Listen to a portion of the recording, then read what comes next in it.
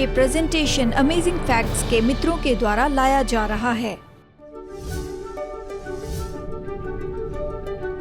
14वीं सदी के Aztec empire, ये तो एक बहुत ही सामर्थ्य और बहुत ही आधुनिक ऐसी सिविलाइजेशन थी पश्चिमी गोलार्ध में। ये राज्य था 20 लाख लोगों का, जिसे एक साल में जीता गया स्पेनिश सेना के द्वारा, जिसमें सिर्फ 600 कम हथियारबंद सिपाही थे। ये कैसे हुआ? एज़टेक क्वैटज़िकोएट्ल के वापस आने पर विश्वास करते थे।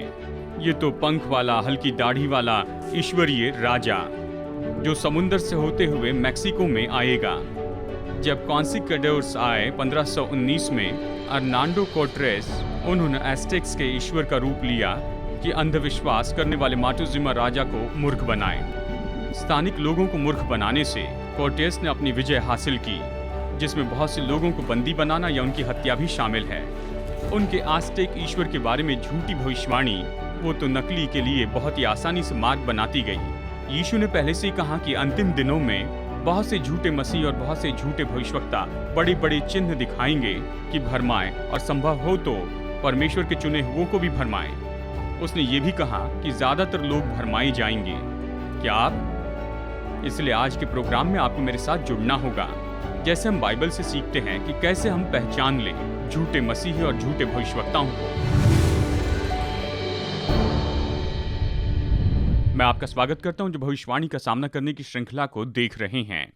अगर आप पहली बार हमारे साथ में जुड़ रहे हैं तो आपको खुद को पूरी तरह से तैयार करना है, क्योंकि आप सुनने वाले हैं ऐसे बहुत ही तीव्र ये प्रेजेंटेशन की ऐसी बात होगी जो कि यहाँ प्रकाशित वाक्य की किताब से आएगी। और हमारी यही प्रार्थना है कि परमेश्वर की आत्मा हमारे साथ में हो। मेरे लिए प्रार्थना करें कि मैं अनुग्रह से करूं, लेकिन साथ में मुझे विश्वास योग्य भी होना है और आपको सच्चाई बताना है, क्योंकि यीशु ने कहा कि समय निकट है। आज का जो प्रेजेंटेशन है, इसका विषय है एक स्त्री जो पशु पर सवार है। और ये तो उस भविष्यवाणी और उस चित्र में से आया है जिसे आप प्रकाशित वाक्य 17 में पाते हैं। और खास करके इस प्रेजेंटेशन में हम चर्चा करने वाले हैं कि ये जो पशु है ये कौन है, जो कि बार बार प्रकट होता है इन दोनों किताबों में, प्रकाशित वाक्य में और दानियल में। तो प्रकाशित वाक्य अध्याय 17 में पाए जाने वाले ख्रिस्त विरोधी पशु को पहचानने के कुछ मुख्य चिन्ह क्या हैं? आइए बाइबल में से देखते हैं प्रकाशित वाक्य अध्याय 17 से। और यहीं यह ऐसा है जहां आपको गहरी श्वास लेनी होगी। वचन 1, जिन 7 स्वर्गदूतों के पास वे 7 कटोरे थे, उनमें से एक ने आकर मुझसे ये कहा, इधर आ, मैं तुझे उस बड़ी वेश्या का दंड दिखाऊं, मतलब वो सही नहीं है, जो बहुत से पानी पर बैठी है। पानी लोगों पर नियंत्रण दर्शाता है, जिसके साथ पृथ्वी के राजाओं ने व्यभिचार किया है, इस तरह से कहता है। और पृथ्वी के रहने वाले उसके व्यभिचार की मदिरा से मतवाले हो गए थे। तब वो मुझे आत्मा में जंगल को ले गया, और मैंने एक लाल रंग के पशु पर जो निंदा के नामों से भरा हुआ था और उसके 7 सिर और 10 सिंग थे, एक स्त्री को बैठे हुए देखा। ये स्त्री, देखिए कौन से रंग के कपड़े पहने थी। ये स्त्री बैंगनी और लाल रंग के कपड़े पहने थी, और वो सोने और बहुमूल्य मणियों और मोतियों से सजी हुई थी। यह सुनाई अच्छा देता है। और उसके हाथ में एक सोने का कटोरा था जो घृणित वस्तुओं से और उसके व्यभिचार की अशुद्ध वस्तुओं से भरा हुआ था। और उसके माथे पर यह नाम लिखा था, भेद बड़ा, बेबीलोन, पृथ्वी की वेश्या और घृणित वस्तुओं की माता। मैंने उस स्त्री को पवित्र लोगों का लहू और यीशु के गवाहों का लहू पीने से मतवाली देखा, और उसे देखकर मैं चकित हो गया। तब स्वर्गदूत ने कहा, तू क्यों चकित हुआ? मैं उस स्त्री का और उस पशु का भेद तुझे बताता हूं। तो चलिए आगे बढ़ते हैं। यहाँ पर इसका जो अर्थ है इसे हम समझने की कोशिश करते हैं। ये स्त्री कौन है? जो स्त्री आपने यहाँ पर देखी अध्याय 17 के अंतिम वचन में, क्या आपके पास में अपनी बाइबल है? वो स्त्री जिसे तूने देखा वो बड़ा नगर है जो पृथ्वी के राजाओं पर राज्य करता है। जब यूहन्ना पतमोस के टापू पर कैदी था, उस समय पृथ्वी के ऊपर कौन सा सबसे बड़ा शहर राज्य करता था? रोम। तो ये स्त्री किसे दर्शाती है? ये स्त्री चर्च, देखिए जो स्त्री है रोम पर सवार है। मैं कुछ भी न कहूं तो आप समझने लग जाएंगे। और खैर फिर भी हम आगे बढ़ते जाएंगे। ये तो एक ऐसी स्पष्ट बात है जहां पर हम बाइबल की भविष्यवाणी को पूरा होते हुए देखते हैं। उसके 7 सिर थे। ये 7 सिर क्या दर्शाते हैं? अगर जिब्राइल से विवाद करना है तो करते जाइए, लेकिन उसने यूहन्ना को बताया उस बुद्धि के लिए जिसमें ज्ञान है यही अवसर है। वे 7 सिर 7 पहाड़ हैं जिन पर वो स्त्री बैठी है। अगर आप यहाँ पर बैठे हैं तो साइक्लोपीडिया से आप अध्ययन कर सकते हैं कि रोम के बारे में कहा गया कि ये तो 7 पहाड़ का शहर है। क्या कोई एक चर्च है जिसका हेडक्वार्टर वहां पर रोम में है?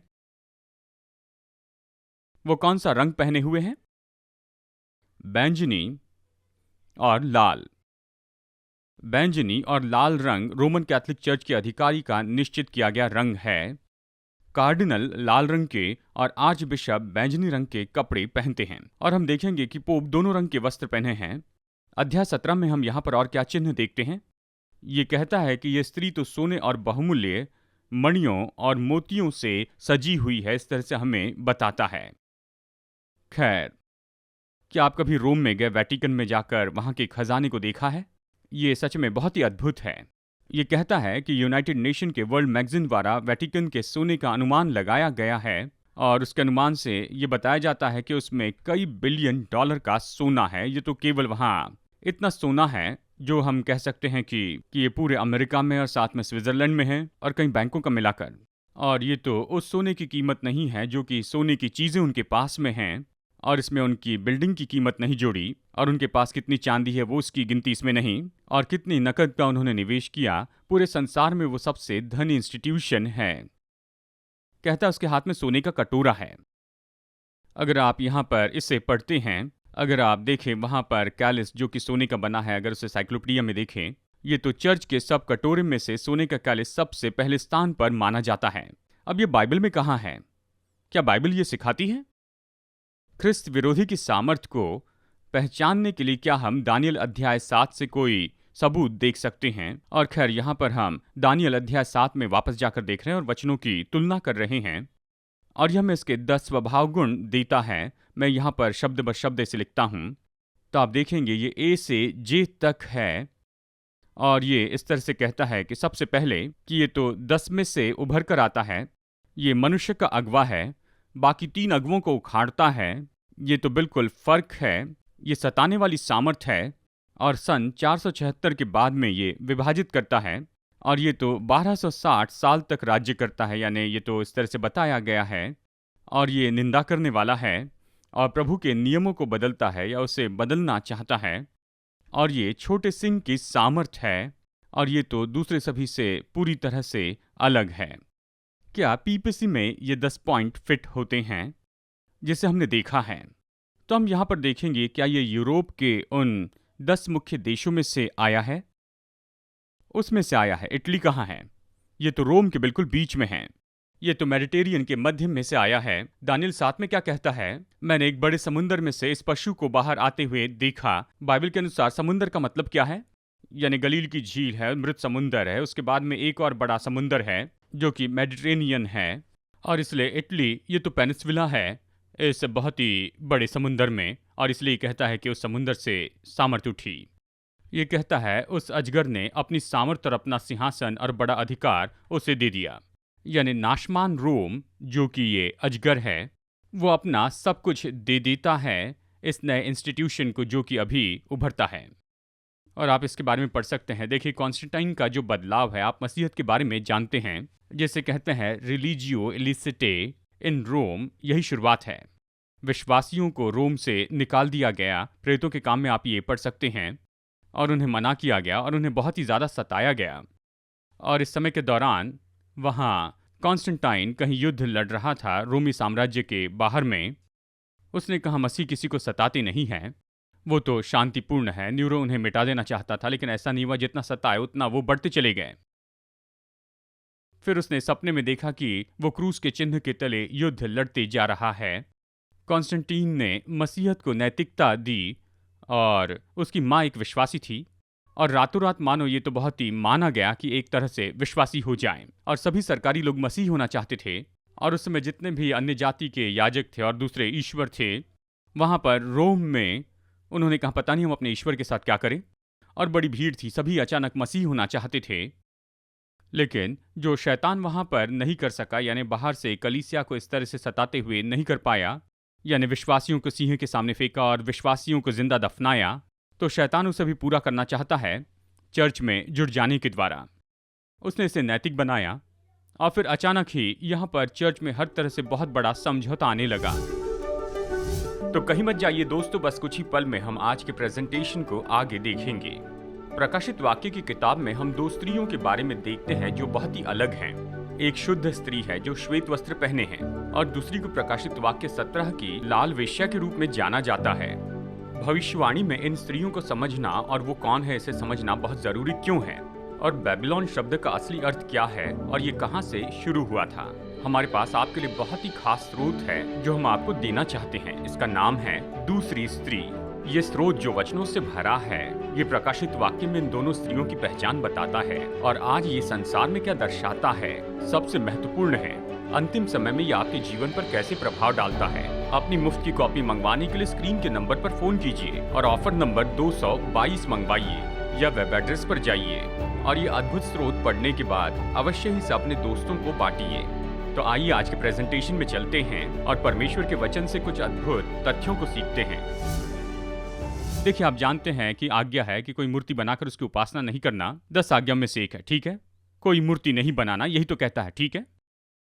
और दूसरी आज्ञा, खैर वहां पर रोम में इतने सारे ईश्वर थे और यहाँ इस तरह से कहा जाता है कि रोम में पक्षियों से बढ़कर ज्यादा मूर्तियां वहां पर थी। यानी इतने ईश्वर थे, मर्क्यूरी, अपोलो, जूस, यानी इतने ग्रीक ईश्वर जो रोमी ईश्वर के साथ मिल गए।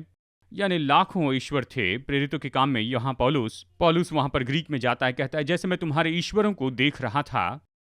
यानी कहीं वहां पर इतनी मूर्तियां थी जैसे कि डायना, एथेना। और जब सभी लोग मसीही हो गए तो बाइबल ये कहती है, जानते हैं हम तो आराधना करते हैं पर मूर्तियों का क्या करें।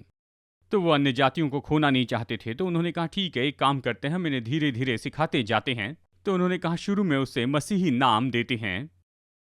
तो वो अपनी मूर्तियों को नाम देने लगे, पतरस, याकूब, यूहन्ना, यीशु, मरियम। और फिर अचानक यहाँ पर चर्च में सब बदलने लगा। अच्छे लोग थे लेकिन यहाँ पर बहुत समझौता होने लगा। और फिर उस समय के अगुओं ने कहा ठीक है, चर्च में ज़्यादा लोग आ जाएंगे, अगर हम थोड़ा बहुत समझौता करते हैं तो हम ज़्यादा लोगों को लाएंगे। और यही तो विचार था। शासन के निवास को कॉन्स्टेंटिनोपल में स्थानांतरित किया जाना रोम के साम्राज्य के लिए अपमान की बात थी। और ये कहता है कि उन्हें यह सामर्थ्य और अधिकार मिला चौथे पशु से, जो कि रोम था। यानी जब राजा ने अपनी राजधानी हटा दी रोम से कॉन्स्टेंटिनोपल में, तो ऐसे लगा रोम की महिमा चली जाएगी। लेकिन इतिहासकार क्या कहते हैं, उस समय उसके जल्दी गिर जाने के बारे में अनुमान लगाया गया था। लेकिन चर्च की उन्नति और पोप या बिशप का बढ़ने वाला जो अधिकार था, जिसे हम अच्छे से जानते हैं, उसने उसे जीवन की नई उछाल दी और उसे फिर से राजधानी बनाया। इस समय धार्मिक राजधानी बनाया। यानी पहले यरूशलेम राजधानी थी लेकिन अब ये रोम में चली गई। यानी रोम तो संसार का साम्राज्य था राजनीतिक सामर्थ्य के लिए, लेकिन अब ये संसार के लिए आत्मिक राजधानी हो गई। और कई हजार साल के बाद में भी अब तक नहीं बदला है। कैसर की सफलता के कारण पिंतुस की सफलता भी रोम में आई। यानी अब इसके बजाय कि एक कैसर के बाद में दूसरा कैसर आते जाए, कैसर और ये सब कुछ अपनी सामर्थ खोने लग गए, लेकिन रोम का चर्च वो सामर्थ पाने लगे। उन्हें सेना दी गई कि धर्म को स्थापित करते जाएं। हम इसे जल्दी देखेंगे। जब कॉन्स्टेंटाइन ने रोम छोड़ा तो उसने अपना सिंहासन पिंतुस को दे दिया। क्या हमने बाइबल से अभी यही नहीं पढ़ा? उसने अपना सामर्थ्य और अधिकार तो उस अजगर से पाया था। ऐतिहासिक रूप में बिल्कुल ऐसे ही तो हुआ था। यानी ये तो एक ऐसा मनुष्य होगा जो यहाँ से उसके मुखिया की बातें कहेगा। और यानी पीपसी तो ऐसी बात है कि एक मनुष्य जो पोप है वो अपनी बातें कहेगा और वो सब तक पहुंचाएगा। ये तो इस संस्था का अगवा होगा और ये तो इन सारी बातों को पूरा करते जाएगा। और ये कहता है उससे हर एक कुल और लोग और भाषा और जातियों पर अधिकार दिया गया। कैथोलिक शब्द का मतलब क्या होता है? इसका मतलब पूरे संसार में। और आपने शायद प्रोटेस्टेंट ये शब्द सुना होगा। समय समय पर इसके अर्थ को भी हम आपको बताते हैं। अपोस्टल क्रीड जो कहते हैं मैं पवित्र कैथोलिक चर्च का भाग हूँ। और जब मैंने पहली बार इसे सुना तो इसका मतलब यह है, कैथोलिक शब्द का मतलब यूनिवर्सल, यानी ये तो पूरे संसार का ऐसा चलन है, ये केवल स्थानिक नहीं है। और फिर एक और वाक्य यहाँ पर ये कहता है, पोप बोनाफस जो 8वें थे, उन्होंने कहा हम घोषित करते हैं, दावा करते हैं और कहते हैं कि हर एक मनुष्य के उद्धार के लिए बहुत ज़रूरी है कि रोमी पॉन्टस के अधिकार में रहे। और वो कहते हैं कि ये तो उनकी शिक्षा है जो लोगों को मानना है और उसे बड़े अधिकारी के रूप में आदर करते जाना है। यानी यहाँ पर एक मनुष्य है जो बड़ी बड़ी बातें मुंह से कहता है और फिर आगे ये कहता है कि ये बढ़ते जाएगा और दूसरे 3 राज्य को पूरी तरह से उखाड़ देगा। याद है वो छोटा सिंह, और इसके कारण बाकी 3 सिंह जो है वो तो उखड़ते हैं। ये कैसे हुआ इतिहास में देखते हैं, और ये कहता है कि 3 ऐसे राज्य थे जो पीपसी को सपोर्ट नहीं करते थे, हेलुलाई, वेंडम और ऑस्ट्रेगा। और जब पोप अपनी सेना के साथ में सामर्थ्य में आ गए 538 में, तो सबसे पहले उन्होंने अपनी सेना को भेजा कि वो इनसे लड़ते जाएं। इन राज्यों से जो उसके अधिकार को नहीं मानते थे, जो उनकी थियोलॉजी से सहमत नहीं है, उन्हें नाश किया गया। और इसलिए आप नहीं देखते हैं ऑस्ट्रोगॉट, हेलुलाई और वेंडेंस को, क्योंकि वो राज्य उखाड़ दिए गए हैं जैसे कि ये कहता है। लेकिन उस समय तक 10 सिंह थे और 3 सिंह उखाड़े गए, और ये सब कुछ हुआ 493 से 338 तक। कौन से समय में? 493 से 538 तक। आप इस समय के बारे में ध्यान रखिए। और ये कहता है ये दूसरे राज्यों से बिल्कुल अलग या फर्क होगा।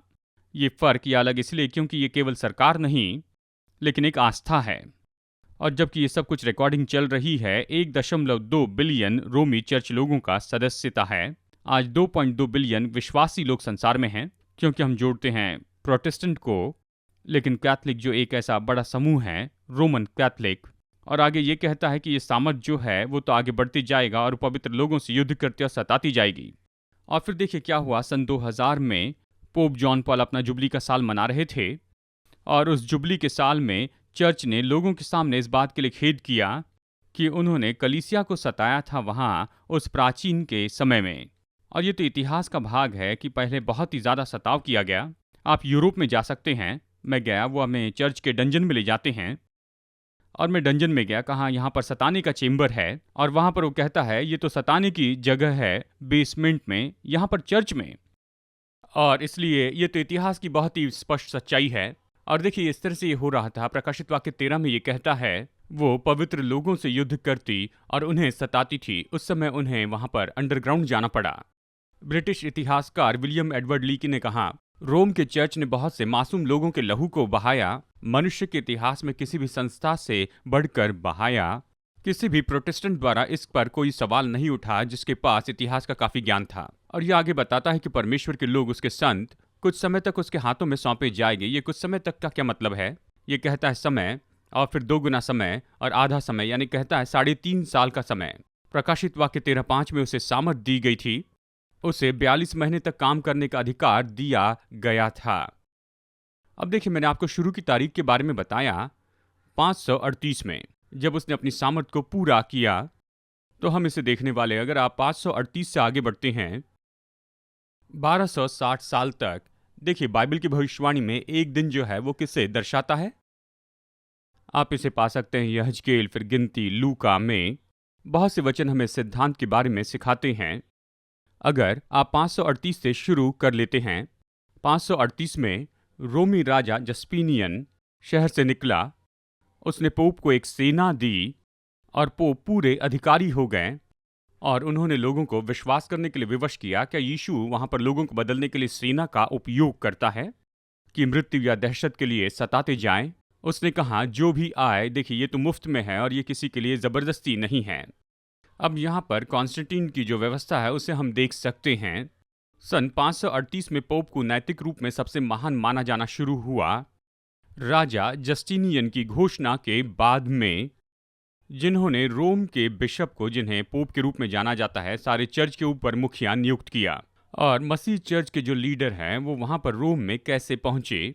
क्या चर्च की शुरुआती बातें यरूशलेम में नहीं हुई थी? क्या आपने इसके बारे में सोचा? जिन्होंने रोम के बिशप को सारे चर्च के ऊपर मुखिया नियुक्त किया, यह सिद्धांत को निश्चित करने और बातों को सही करवाने वाले बने। और मसीह चर्च के इतिहास में हम पढ़ सकते हैं वेजिलियन ने लोगों की कुर्सी को सन 538 बेलेसेरियस में मिलिट्री सुरक्षा में रखा। और ये तारीख तो बहुत ही स्पष्ट बताई गई है, 538 कहता है। और फिर देखिए आप आगे बढ़ें 1260 साल तक, 42 महीने, उतना ही समय है। समय 2 समय और आधा समय, और ये समय तो बहुत ही महत्वपूर्ण समय है। और आखिर में ये बताएगा कि कुछ हो रहा है। प्रकाशित वाक्य 13:3 ये कहता है कि एक सिर पर ऐसा भारी घाव लगा, देखो मानो वो मरने पर है। ये तलवार के द्वारा हुआ। ये तलवार क्या दर्शाती है? प्रभु का वचन। और परमेश्वर का जो वचन है लोगों की भाषा में प्रिंट होने लग गया और वो इसमें कुछ अनिश्चितता देखने लग गए। प्रोटेस्टेंट रेफर्मेशन शुरू हुआ 1500 की सदी में और अंत में अपनी राजनीतिक सामर्थ्य को खो बैठे। ऐसा घाव था जो कि बिल्कुल मरने जैसा था और वो चंगा हो गया और सारी पृथ्वी के लोग उस पशु के पीछे पीछे अचंभा करते हुए चले। देखिए कैसे हुआ। आपने नेपोलियन के बारे में सुना है, पूरे यूरोप में आगे बढ़ा और फिर इटली के ऊपर जयवंत हो गया। और एक बात जो उसे पसंद नहीं थी वो ये थी कि रोम का चर्च उसके साम्राज्य के बारे में उसे सहयोग नहीं दे रहा था। उसने खुद को राजा घोषित किया था और उसका बड़ा प्रभाव था। फ्रेंच रेवोल्यूशन के बारे में आपने सुना होगा। और रोम में एक फ्रेंच मनुष्य की हत्या के कारण उनको ये बहाना मिल गया कि वो अपने जनरल को भेजे, बर्टिये को, कि रोम में भेजे। उसने पोप को बंदी बनाया और उसने लोगों की सरकार को खत्म किया। और ये 1798 को हुआ, 538 के बिल्कुल 1260 साल के बाद में ये हुआ। ये कहता है वो घाव चंगा हो गया और सभी लोग पशु के लिए चौंक गए। और एक और बात जो हमने यहाँ पर सीखी है कि ये जो पशु की सामर्थ है वो तो निंदा करने वाली सामर्थ होगी। निंदा की दो परिभाषाएं दी गई हैं। इसका मतलब है कि ये तो दावा करते हैं कि वो परमेश्वर है, इस तरह से वो दावा करते हैं और पाप क्षमा करने का दावा करते हैं। तो सवाल ये है क्या पशु की ये सामर्थ इन दो परिभाषाओं को पूरा करती है। 30 अप्रैल 1922 में पोप आयस ने कहा, तुम जानते हो कि मैं पवित्र पिता हूं, पृथ्वी पर परमेश्वर का प्रतिनिधि, मसीह का रूप हूं। इसका अर्थ है पृथ्वी पर मैं परमेश्वर हूं। ये तो पोप की ऑफिशियल ऐसी घोषणा थी। पोप लियो 13 चर्च में महान शिक्षक रोमी पॉम्पेट हो गए। मन की एकता के लिए जरूरी है कि सब एकता में एक विश्वास में हो, यानी एक विश्वास में हो और पूरी तरह से इच्छा रखे और आज्ञाकारी हो। चर्च के लिए, रोमी पॉन्टिफ के लिए जैसे मानो परमेश्वर के लिए होते हैं। देखिए प्रोटेस्टेंट इन बातों को खास करके कहते हैं ये तो निंदा है। एक और दूसरा थिस्सलुनीकी में आप पढ़ते हैं, पौलुस कहता है कि अंतिम दिनों में ये ख्रिस्त विरोधी सामर्थ परमेश्वर के भवन में बैठ जाएगी और दिखाएगी कि वो खुद ईश्वर है। परमेश्वर के भवन का मतलब ये नहीं कि यहूदी भवन है। बाइबल कहती क्या तुम नहीं जानते तुम परमेश्वर के भवन हो? यानी ऐसी सामर्थ होगी जो परमेश्वर के लोगों पर आकर बैठेगी और वो परमेश्वर के विरुद्ध में निंदा करने लगेंगे। यानी जब हम प्रार्थना करते हैं तो हमें होकर जाना होगा पोप से, या हमें होकर जाना होगा याजक से, या फिर मैरी से, या पवित्र आत्मा के द्वारा सीधा यीशु तक जा सकते हैं और यीशु के द्वारा पिता तक जा सकते हैं। यानी चर्च में ये सब कुछ बदलते चला गया और ये तो बाइबल से अलग कर दिया गया और ये सच्चाई से पूरा दूर है और इसलिए ये बहुत ही महत्वपूर्ण है। यहाँ तक कि परमेश्वर के मंदिर में बैठकर अपने आप को ईश्वर ठहराता है। निंदा की दूसरी परिभाषा है पाप क्षमा करने के अधिकार का दावा करना। अगर आप याजक के लेखों को देखते चले जाएं, ये ऐसी बातें मैंने नहीं लिखी है और ये इस तरह से कहता है परमेश्वर स्वयं अपने याजक के न्याय के अनुसार रहने के लिए बाध्य है। परमेश्वर बाध्य है कि अपने याजक के न्याय में बंधा रहें कि क्षमा करे या क्षमा न करे, ये उनके बताए सुझावों के अनुसार होगा। तो याजक निर्णय लेते हैं कि क्या परमेश्वर लोगों को क्षमा करेगा या नहीं। यानी ये देखिए बहुत ही सुलभता की ऐसी शिक्षा है और वो ये है कि क्षमा नहीं पा सकते हैं इन सारे याजकों के बिना। लेकिन बाइबल कहती है कि आप बड़े हियाव से यीशु मसीह के द्वारा अनुग्रह के सिंहासन तक आ सकते हैं। और फिर मैं आपको बताऊं ये सब लोग तो बहुत अच्छे लोग हैं और कुछ अगुवे इन सारी बातों को नहीं समझ पाते हैं। मैं जानता हूं ऐसे याजक जो आए हैं, इस प्रोग्राम को देखे हैं और उन्होंने कहा पास्टर डग पहली बार मेरे जीवन में मेरी आंखें खुल गई। वो मसीह के पास में आए, बाइबल को समझने लगे। तो आपको सच्चाई प्रचार करना है और सच्चाई के प्रचार में लोग दोस्त नहीं होते, लेकिन सच्चाई सच्चाई है, वो कभी नहीं बदलती। यीशु ने कहा मैं कल, आज और युगानुयुग एक सा हूं। और खैर मैं इस वाक्य को खत्म नहीं किया हूं। आगे कहता है याजक का न्याय घोषित होता है और परमेश्वर उसके साथ सहमत होता है, याजक के वाक्य के साथ। आगे कहता है ये सामर्थ समयों और व्यवस्था को बदलने की आशा करेगी। क्या आप जानते हैं कैथोलिक चर्च के ऑफिशियल राइटिंग में लिखा है और इसका रेफरेंस मैं स्क्रीन पर रख रहा हूं। ये कहता है पोप के पास समय बदलने और व्यवस्था को बदलने की सामर्थ है और वो सारी बातें बदल सकते हैं, मसीह के सिद्धांत को भी बदल सकते हैं। मसीह के सिद्धांत, अब देखिए जब भी मैं किसी तरह से बाहर जाता हूँ और जब भी मैं वहाँ पर जाता हूँ तो बहुत ही अच्छे लोग हैं, बाहर 10 आज्ञाएं लिखी हैं, मैं सराहना करता हूँ। कई बार मैं उसे पढ़ने के लिए रुक गया, मुझे तो बहुत ही अच्छी संस्कृति है।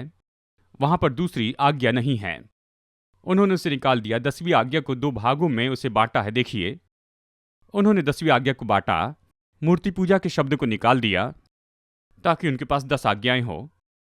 कहा तुम्हारे पास कोई दूसरा ईश्वर न हो, और फिर मूर्ति के शब्द को उन्होंने निकाल दिया है। दोस्तों, जैसे कि मैं आपको ये सब बता रहा हूं, यहां मैं चाहता हूं कि सबसे मुख्य काम आप ये करें कि बाइबल क्या कहती है। क्या परमेश्वर ने पहले से बताया कि संसार में क्या होने वाला है? आज मैंने आपको अच्छे से बताया है यहाँ पर कैथलिक और भविष्यवाणी के बारे में, और फिर मैं आगे आपको बताऊंगा प्रकाशित वाक्य 17 के बारे में। एक स्त्री पशु पर सवार है जिसे वेश्याओं की माता कहते हैं, तो उसकी बेटियां हैं। ये स्त्री क्या दर्शाती है? यानी चर्च, यानी दूसरे हैं, और वो एक वेश्या, इसलिए उसकी बेटियां भी वैसी ही हैं। और यहाँ पर हम देखते हैं कि ऐसे दूसरे विश्वासी हैं, अलग अलग ऐसे संप्रदाय फिरके के हैं जो उस मुख्य चर्च में से आए हैं, बेटियां, वो भी विश्वास योग्य नहीं। और मैं यहाँ पर बता रहा हूँ, जैसे भविष्यवाणी हमें बताती है कि ऐसी बहुत सी विश्वासघाती बातें हो रही हैं यहाँ भविष्यवाणी में।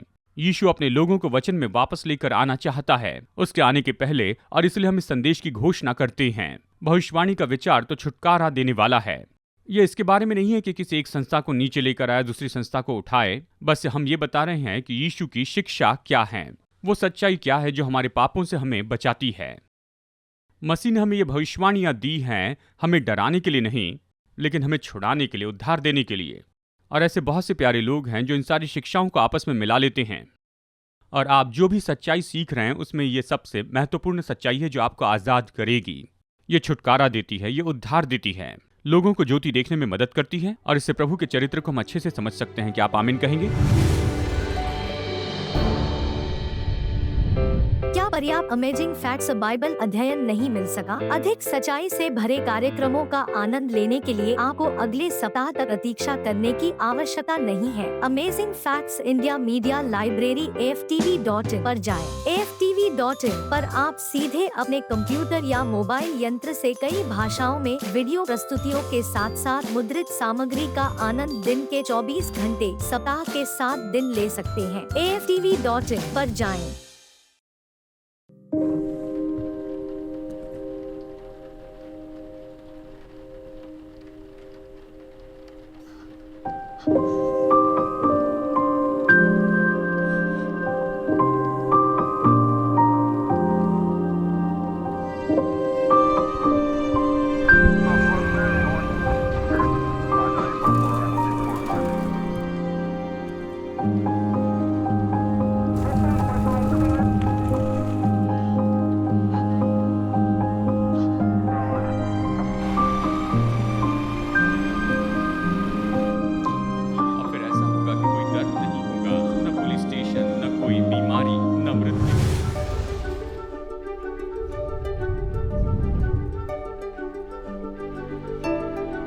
आज के फ्री ऑफर को मंगवाइए, ये आपके लिए एक आशीष है। जैसे हम सुसमाचार लोगों तक ले जा रहे हैं, आपकी भेंटों के लिए आपका धन्यवाद। आशा है आप अगले हफ्ते जुड़ जाएंगे। जैसे हम वचन की गहराई को देखते हैं, हम और भी अमेजिंग फैक्ट्स देखेंगे।